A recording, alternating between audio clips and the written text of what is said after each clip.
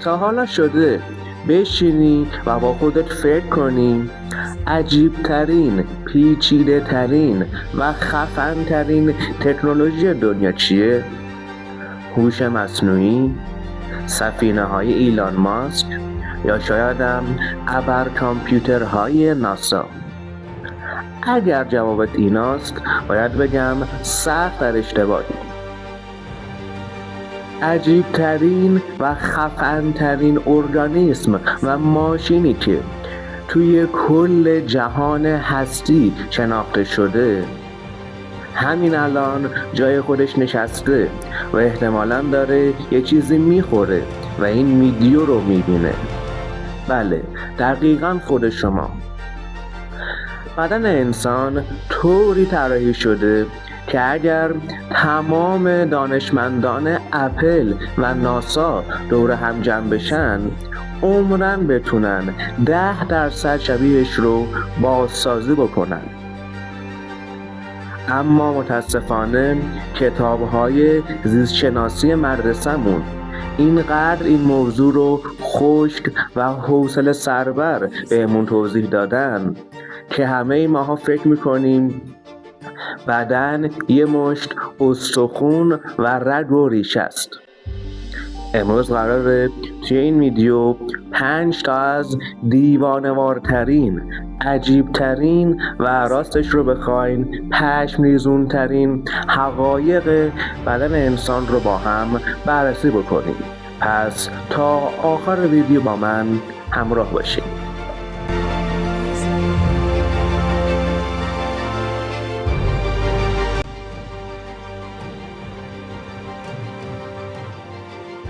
فرض کن رفتی رستوران و غذاشون تموم شده.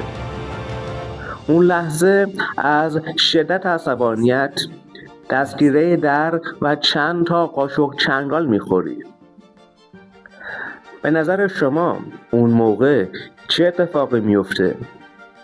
شاید باورتون نشه، اما اسید معده شما، یعنی همون اسید هیدروکلوریک، اونقدر قویه که رسما میتونه فلزات رو حل کنه.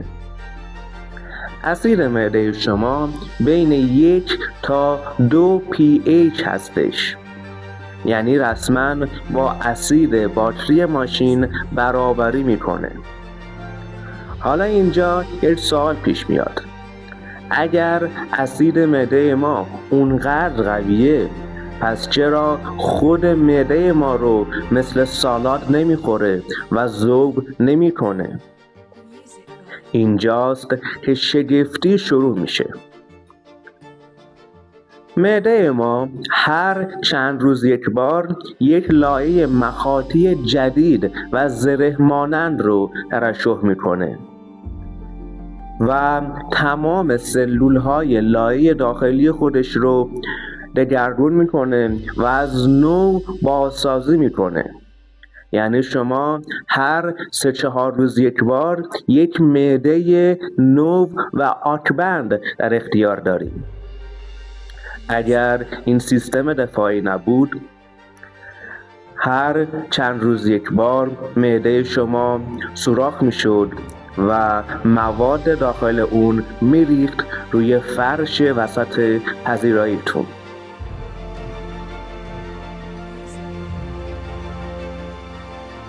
تلفن همراه ما تهش 256 گیگابایت یا نهایت 1 ترابایت حافظه داره.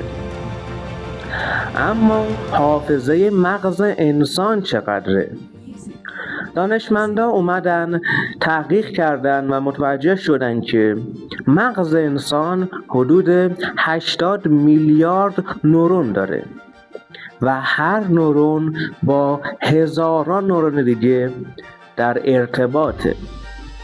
اگر بخوایم حافظه ذخیره سازی مغز انسان رو به دیجیتال تبدیل بکنیم، میشه چیزی حدود 2.5 پتابایت. شاید بگین پتابایت دیگه چیه؟ یعنی 2,500,000 گیگابایت.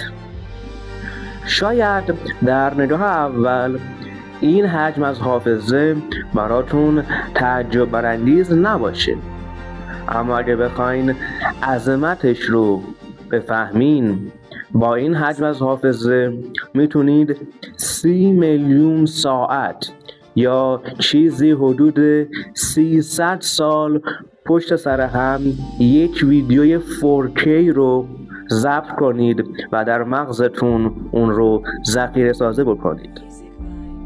حالا جالبش اینجاست، ما با همچین ابر کامپیوتری مواجه هستیم که میتونه کل تاریخ بشریت رو بخونه و حفظ کنه، ولی معمولاً یادمون میره دیروز نهار چی خوردیم، یا خیلی وقتا یادمون میره کلید رو با خودمون برداریم و پشت در نمونیم.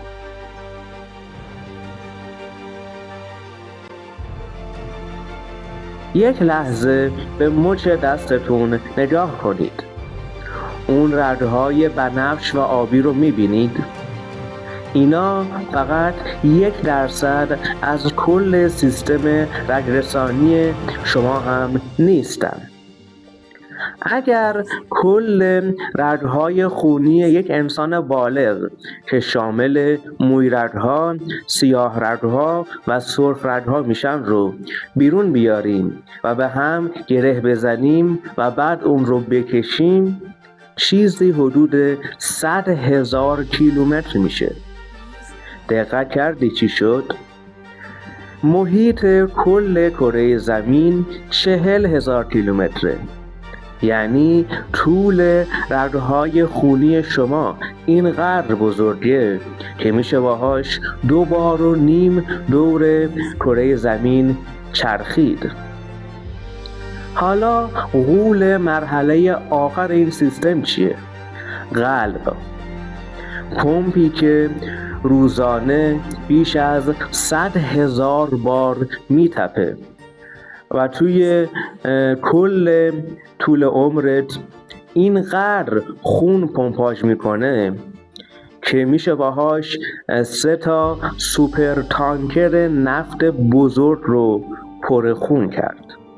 واقعاً شگفت انگیزه.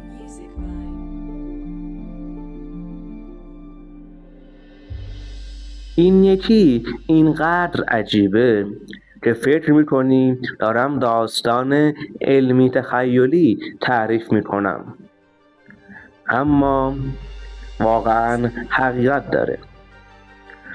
بدن انسان در تاریکی میدرخشه. بله، درست شنیدین. بدن همه ماها به خاطر واکنش‌های شیمیایی و متابولیسم سلولی که داره خروجی نوری ایجاد میکنه. پس چرا در و همسایه ما رو مثل یک لامپ مهتابی نمیبینن؟ به خاطر اینکه خروجی نوری بدن انسان 100,000 بار ضعیفتر از آستانه دید یک انسان بالغه. اما دانشمندان ژاپنی با دوربین‌های فوق‌العاده حساس تونستن این نور رو توسط دوربین‌ها ضبط کنن. این نور در ساعت‌های 4 بعد از ظهر بیشترین آستانه درخشش و در اوایل صبح کمترین درخشش خودش رو داره.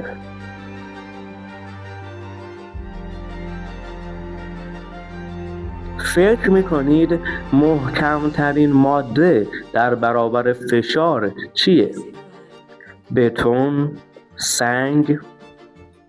باید بگم استخون بدن شما، به خصوص استخون ران، از نظر مقاومت و استقامت از بتون قوی تره.